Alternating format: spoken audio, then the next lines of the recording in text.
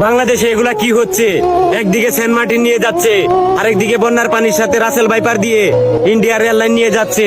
আসলে ভারত যদি আমাদের বন্ধুত্বপূর্ণ দেশই হতো, তাহলে এভাবে ফারাক্কা বাঁধ ছেড়ে সিলেটের মানুষকে ডুবিয়ে মারতো না। যখন আমাদের দেশে পানির দরকার হয়, তখন ফারাক্কা বাঁধ বন্ধ করে রাখে, আর যখন পানির দরকার হয় না, তখন ফারাক্কা বাঁধ খুলে দেওয়া হয়।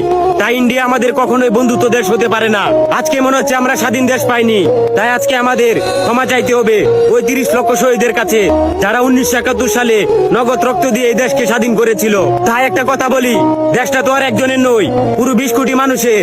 তাই কোনো কিছু করতে হলে ওই 20 কোটি মানুষের মতামত নিয়ে করতে হবে। পুরো বাংলাদেশে রাসেল ভাইপার সাপ ছড়িয়ে ছিটিয়ে ইন্ডিয়া বাংলাদেশকে দখল করে যাচ্ছে নিয়ে সবকিছু যেন হুঁশ নাই যাদের, জনগণকে এর জবাব দিতে হবে তাদের। আমরা সাধারণ মানুষ কি বলবো ভাই? দেশের নেতা পেতারা এখনো ঘুম থেকে ওঠে নাই। নেতাদের আশায় থাকলে দেশ যাবে জলে, কারণ এখন নেতারা ইন্ডিয়াদের কথাই চলে। দেশের নেতারা এখন ঘুমাচ্ছে, হাজারবার ডাকলেও উঠবে না আর। আসলে এরাই দেশের বড় রাজাকার। এসব রাজাকাররা ঘুম থেকে উঠবে তখন তাদের বাপদাদার বংশধর ইন্ডিয়া বাংলাদেশকে দখল করবে যখন।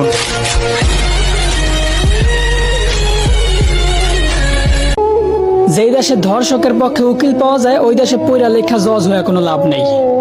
মুসলমানদের দেশে নেতা হইয়া যদি আলেমদেরকে বন্দি করে রাখতে হয়, ওই দেশের রাজনীতি করে নেতা হইলে জনগণের জন্য কোনো ফায়দা নেই। 95% মুসলমানের দেশে যদি মুসলমানদের কষ্টগুলাই তুলে ধরা না যায়, ওই দেশে নামি দামি সাংবাদিক হইয়াও কোনো লাভ নেই।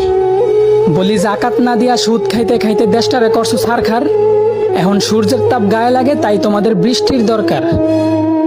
আলেমদেরকে বন্দি করে আবার আলেমদের মাধ্যমে আল্লাহর কাছে বৃষ্টি কামনা করলা। বিষয়টা এমন হইল না যে কোনো এক ফল গাছের গোড়া কাটা ফালাইয়া সেই গাছ থেকেই আবার ফলের আশা করলা।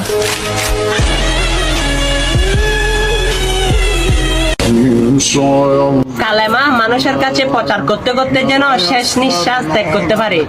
আমি কিন্তু আপনাদেরকে প্রতিদিন কালেমার দাওয়াত দিই, আর আপনারা দেখলে কি করেন? কালেমাটা উপর দিকে টেনে দেন।